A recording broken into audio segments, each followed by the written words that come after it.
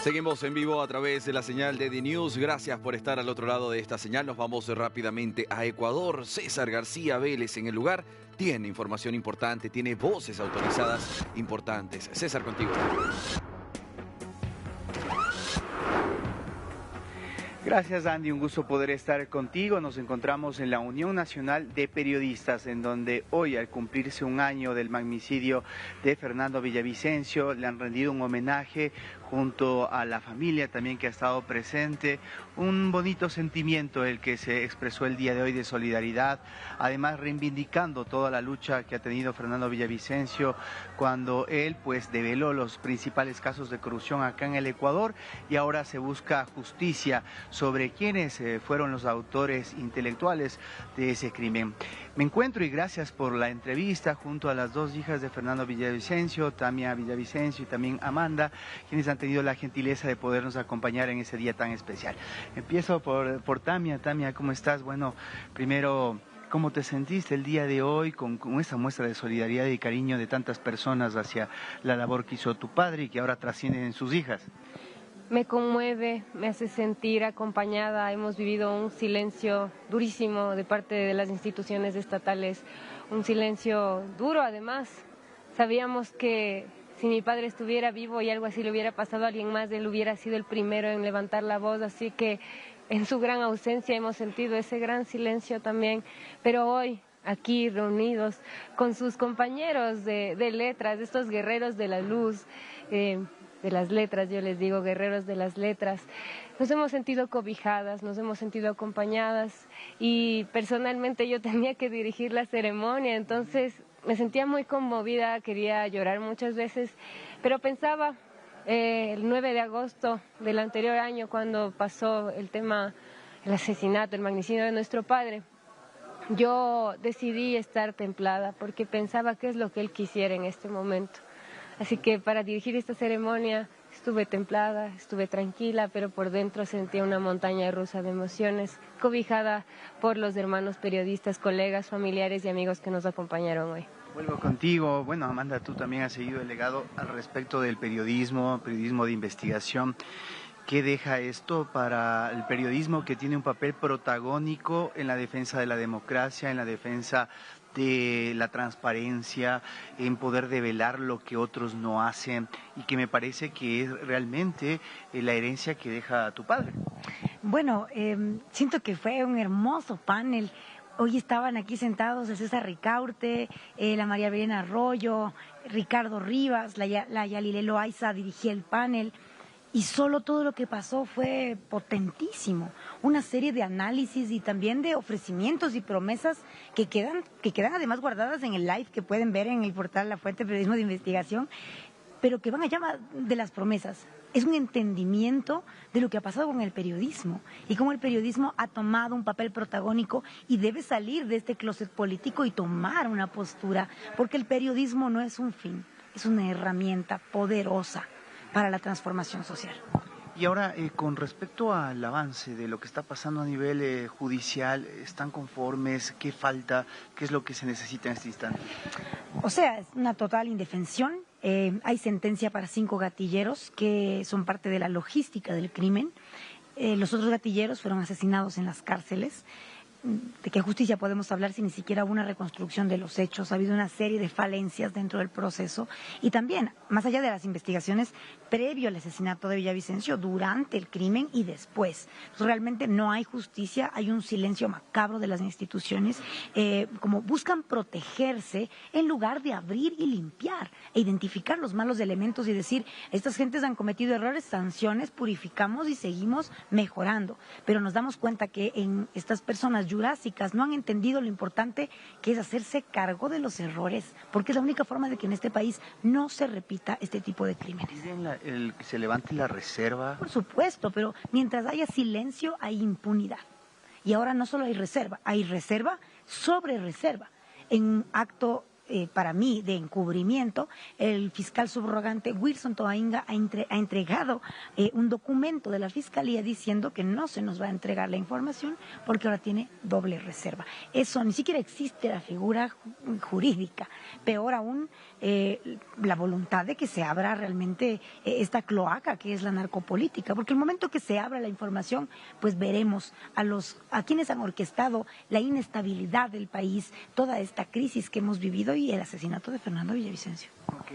Vuelvo y hago un paréntesis en el tema judicial para conversar con Tamia sobre el ser humano. Tu padre, quizás conocen en Latinoamérica como candidato, como político, pero quisiera saber como padre, cómo era él con ustedes. Entiendo que a ti te mimaba bastante. Bueno, soy la menor hasta que nació el Martín y luego él pasó a ser el mimado de nuestro papi. Mi papá, un padre poeta, un padre melómano, me enseñó el gusto por el arte. Construyó desde que yo era pequeña lo que soy ahora. Realmente soy ese fruto de ese gran hombre, que era un hombre tierno, que hacia afuera él quería mostrar que no se podía quebrar. Él quería mostrarnos que podíamos vivir sin miedo. Entonces también tuvo que moldearse a él mismo en la parte pública y esconder y darnos como unos tesoros para unos pocos su gran sensibilidad, su ternura, su poesía, su canto. También le gustaba tocar la guitarra, sus empanadas de viento con queso.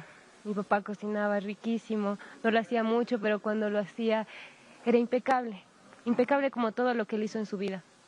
Mi padre fue un niño campesino que creció en un pueblo desolado por el Estado, como muchos pueblos, como casi todo nuestro país está desolado. Vivimos en una orfandad, nosotras, de nuestro padre y todo el país, de ese padre Estado que esperaría. Vivimos en una real orfandad. Y mi padre tenía ojos de poeta, un artista que desde que era niño soñó con un mundo mejor. Y así él aprendió a sembrar. Mi papá sembraba trigo desde que era chiquito. Así se ganó sus primeros centavos y se compró una radio, donde empezó a escuchar las noticias de la costa, aunque vivía en la sierra. Y desde ahí empezó su pasión por el periodismo, por la información, por la comunicación. Luego lo vimos, desde sus 15 años empezó a redactar un periódico con sus compañeros, se subía a los buses a compartir la información de su mano, de primera mano. Y luego lo vimos participar en grandes radios, en grandes medios. Luego en su persecución, imagínate un niño del campo, un niño con una situación difícil económica, con una situación dura de educación. Mi papá cambiaba zapatos con todos sus hermanos, comían a veces solo zanahoria. Ahí es cuando yo digo que a veces hablábamos mucho de la justicia social, pero mi padre creció así, sin esa justicia social, y fue un justiciero después. Entonces, ese gran hombre para mí es mi inspiración. Desde que yo era pequeña le dibujaba a él. Cuando me preguntaban, decían, hagan un dibujo de su superhéroe, de su ídolo. Y todos llevaban sus dibujitos de Spider-Man o de cualquier princesa. Yo llevaba un dibujo de mi padre.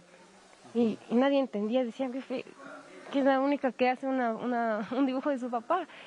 Y claro, yo decía, mi papá es mi ídolo, mi inspiración. Quien me cuida, quien me guarda, mi ángel de la guarda. Así que ese es el Fernando. Realmente infinito. Me faltarían las palabras y la vida para hablar de él, pero espero que mi vida también pueda ser una extensión de la vida de él. Qué bonito, cuando uno escucha a un hijo y lo que siente respecto a su padre, realmente sabe que se trabajó bien en vida. A veces a Amanda le hacen las preguntas políticas, jurídicas y todas esas cosas, pero quiero preguntarte porque veía hoy en un titular de un periódico que decía, tras la muerte de Fernando Villavicencio, nada ha cambiado en el Ecuador. ¿Tú crees que algo ha cambiado o efectivamente la política, esta injusticia social de la que habla Tamia, no se ha alterado acá en el país? Pienso que claro que cambiaron muchas cosas y sobre todo se sembraron unas semillas potentes. Lo que sí es importante entender es que estos cambios no son de un día para el otro. Es una semilla que se ha sembrado y el proceso de que crezca, de que vaya creciendo un poco más, luego aflore, es un proceso que vamos a vivir en estos años. Del resto no ha cambiado nada. La injusticia sigue ahí, la impunidad sigue ahí. Pero por eso estamos estas nuevas voces, ¿no? Esta gente valiente que quiere luchar, unirse. ¿Cuánta gente linda se ha unido hoy, así desconocidos, a sumarse a esta lucha? Porque esto recién empieza. Bien, quiero culminar y refiriéndote al mundo entero que te va a ver a través de esta entrevista. ¿Cómo quieres que recuerden a tu padre? Y lo mismo voy a hacer con él.